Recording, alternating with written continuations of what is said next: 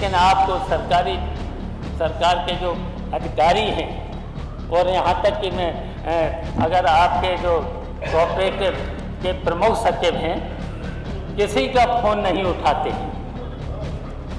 अगर कहीं पर भी समस्या है, माननीय अध्यक्ष जी, प्रमुख सचिव कोऑपरेटिव के हैं, किसी का फ़ोन नहीं उठाते।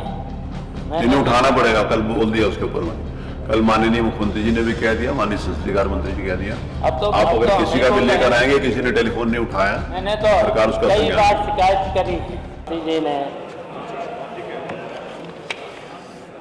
सूखा और बात पर बोलने से पहले उन्होंने जिक्र किया था कि उत्तर प्रदेश में लगभग 74,900 वर्ग किलोमीटर नहरें हैं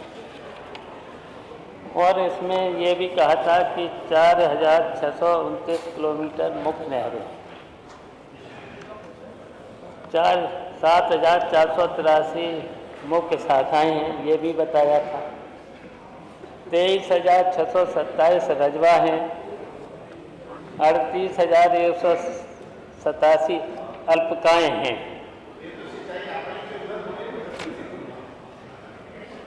तो ये बताया था माननीय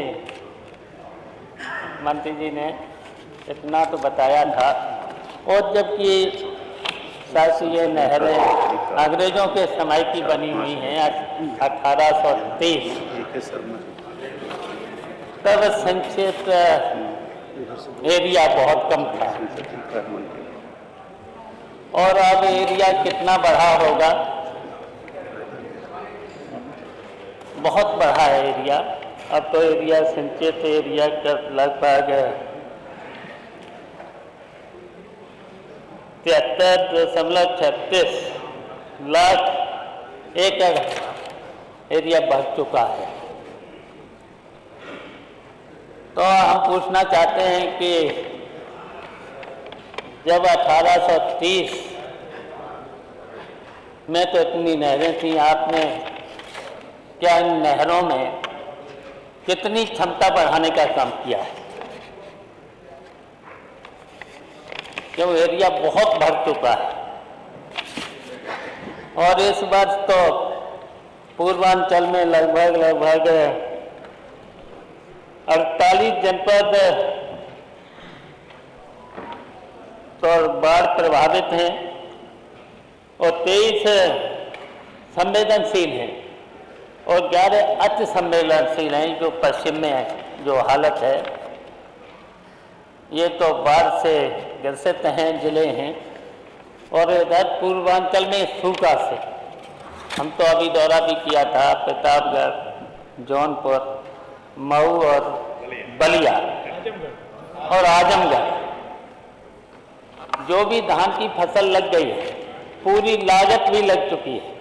खाद पानी जैसे भी उन्होंने अपने ट्यूबवेल से, अपने साधनों से जैसे भी रुपाई कर सके हैं, लेकिन अब उसमें पानी नहीं है, पूरी लागत लग चुकी है। बिजली की टिपिंग तो इतनी है, पहले तो बिजली आपने कहा था कि जिलों में हम 24 घंटे बिजली और तहसील स्तर पर 22 घंटे बिजली। इतना तो आपने यहाँ पर डिक्लेयर किया था, हाउस में आपने बताया था। लेकिन आज अगर देखा जाए तो जिलों में 24 घंटे बिजली नहीं जा रही है। हमने तो कई जिलों में देखा, हमने आजमगढ़ में कोई पूछा था, मऊ में भी, आपके जिले में भी पूछा था। 8 घंटे 10 घंटे से ज़्यादा बिजली मऊ जिले में भी नहीं जा रही है, आजमगढ़ में भी नहीं जा रही, बलिया में भी नहीं जा रही, जौनपुर में भी नहीं जा रही और गाजीपुर में भी नहीं जा रही है, सहारनपुर में भी नहीं जा रही। अभी बता रहे थे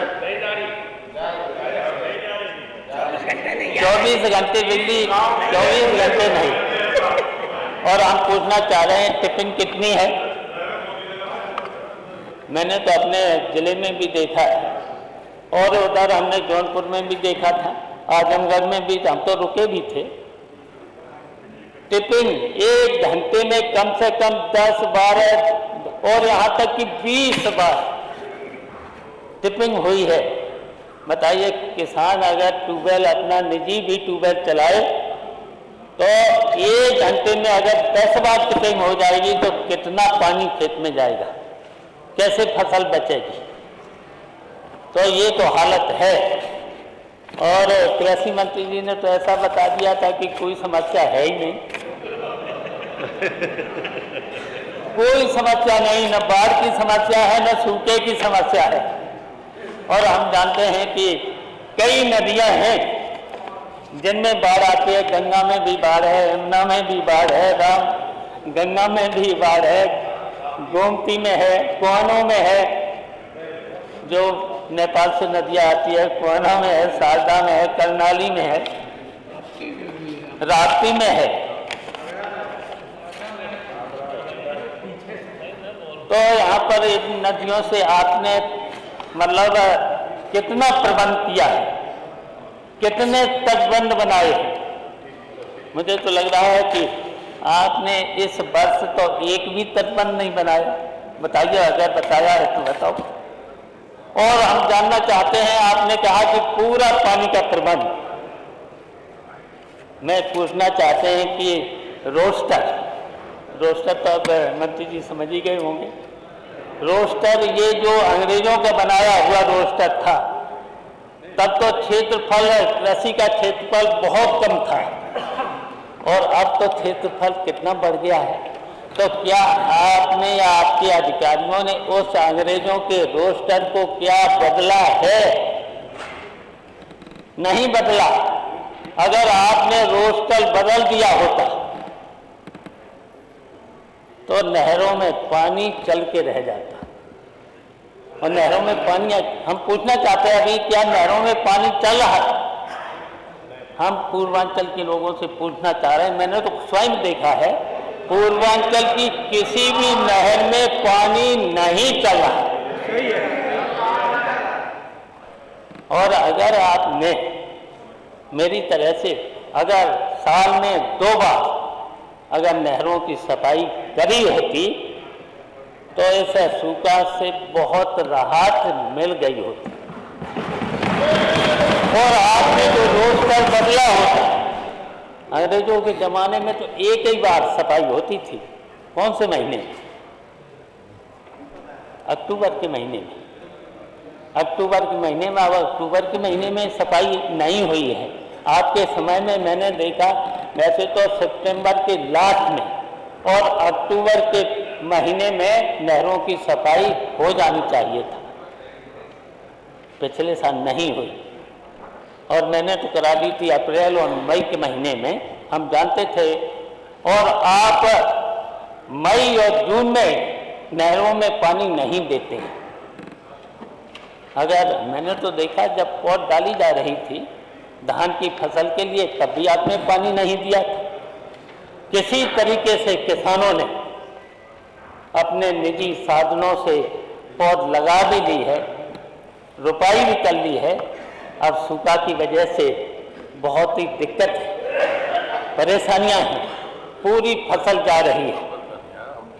किसी तरीके से किसानों ने अगर कहीं पर भी, वैसे तो सिंचाई देने की जिम्मेदारी तो सरकार की थी, नहरों में पानी देना चाहिए था, ट्यूबवेल से पानी देना चाहिए था, लेकिन उधर बिजली भी नहीं आ रही, ट्यूबवेल का पानी भी नहीं मिल रहा किसानों को, इधर नहरों का पानी नहीं मिल रहा है।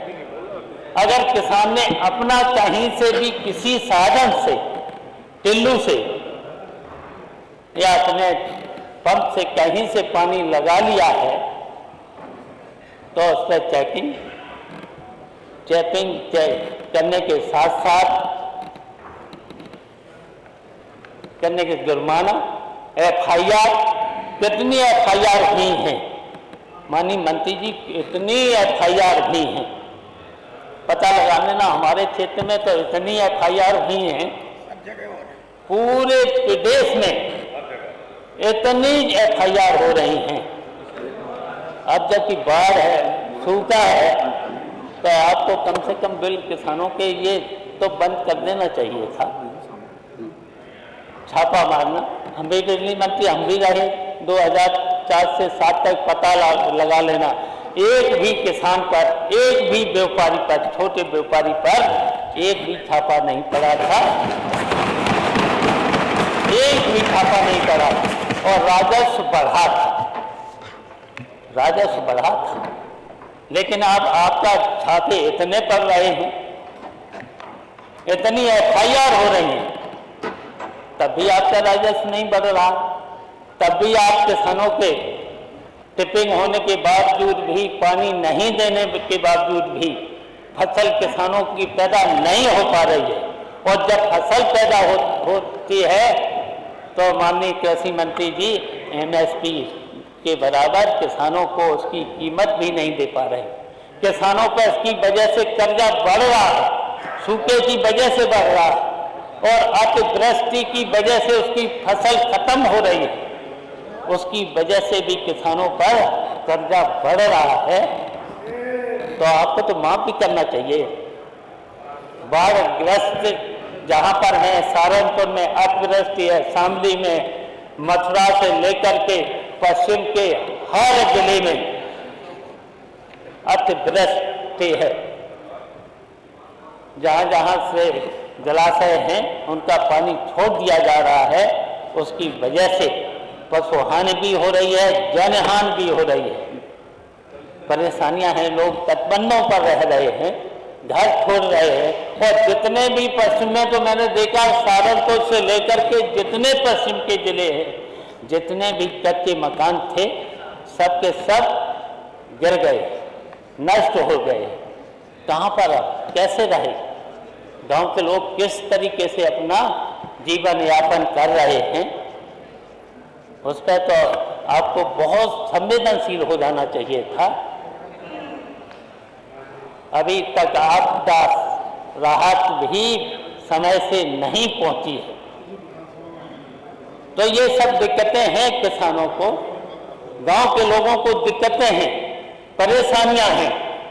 और परेशानियों के साथ साथ, और जबकि सत्ता पक्ष के तो जितने भी यहाँ पर माननीय सदस्य बोले हैं, सबने कहा तो कोई परेशानी नहीं है।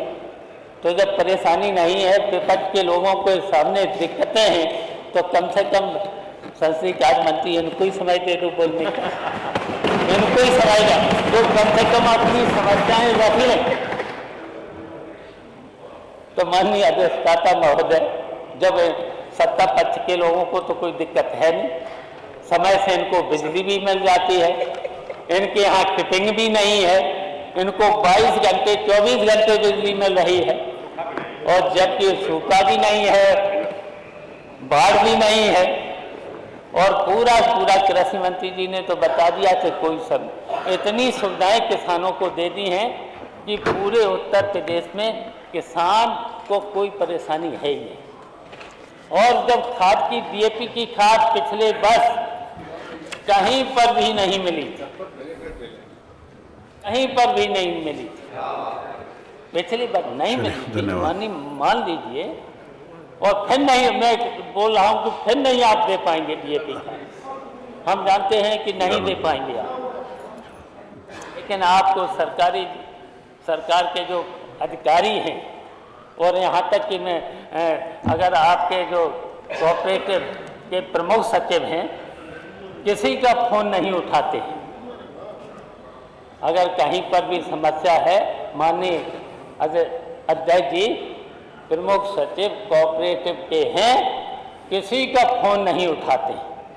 इन्हें उठाना पड़ेगा, कल बोल दिया उसके ऊपर मैंने, कल माननीय मुख्यमंत्री जी ने भी कह दिया, माननीय संसदीय कार्य मंत्री जी कह दिया। अब तो आप अगर किसी का भी लेकर आएंगे, किसी ने टेलीफोन नहीं उठाया, मैंने तो सरकार उसका कई बार शिकायत करी है, आपने कभी बताया नहीं। वैसे नहीं, आप जैसे वरिष्ठ व्यक्ति का फोन ना उठाना अपने आप पे गलत है, उठाना ही चाहिए। सिंचाई पता नहीं सिंचाई में क्या होगा, प्रमुख सचिव उठाए, मंत्री जी तो उठा लेते हैं, जवाब देना ही पड़ेगा। आपकी बात का जवाब देना उठा लेते हैं। माननीय प्रमुख सचिव, माननीय प्रमुख सचिव अब तो काफी हो गया।